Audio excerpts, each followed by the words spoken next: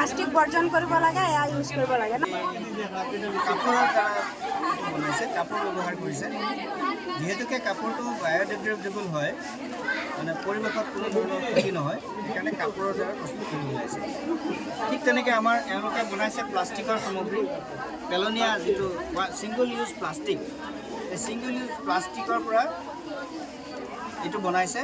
এইটো west management হয়, এইটো ৰিচাইক্লিং প্ৰচেছত পুনৰ ব্যৱহাৰ কৰা হৈছে। এইটো বনোৱা হৈছে প্লাষ্টিকৰ।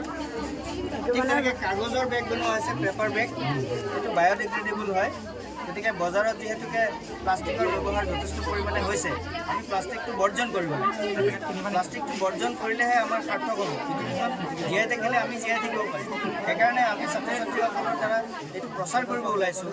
এইটো এটা আমাৰ এৱেৰনেছ যে প্লাষ্টিক এভইড কৰিবলৈ হ'লে আমি কাগজৰ দ্বাৰা বেগ প্ৰস্তুত কৰি উলিয়ালে দোকান পোহাৰবিলাকো আমাৰ পৰা দেখা পাব আৰু তেওঁলোকে এইটো ব্যৱহাৰ কৰিব। Thank you. আচ্ছা,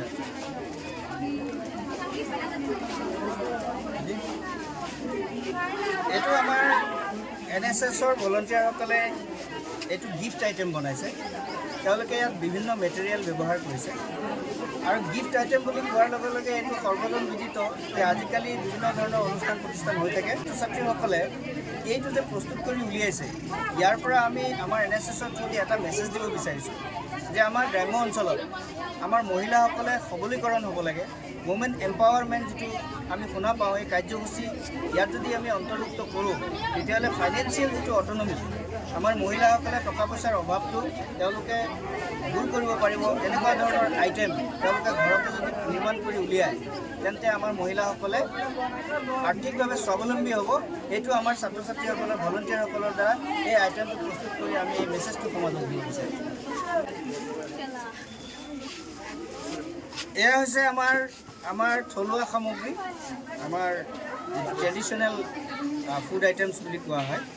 আমাৰ থলুৱা সামগ্ৰী, ইয়াত পিঠা পনা বনাইছে এওঁলোকে, বিদিত। গতিকে আমাৰ গ্ৰাম্য অঞ্চলত, বিশেষকৈ আমাৰ গ্ৰাম্য অঞ্চলত আত্মসহায়ক গোটৰ জৰিয়তে এনেধৰণৰ পিঠা পনা প্ৰস্তুত কৰা হৈ আছে। গতিকে ইয়াক আৰু আমি ডাঙৰকৈ বৃহৎ আকাৰত প্ৰচাৰ কৰাৰ উদ্দেশ্যে আমাৰ ভলণ্টিয়াৰসকলৰ জৰিয়তে পিঠা পনা আমি প্ৰস্তুত কৰি উলিয়াইছোঁ।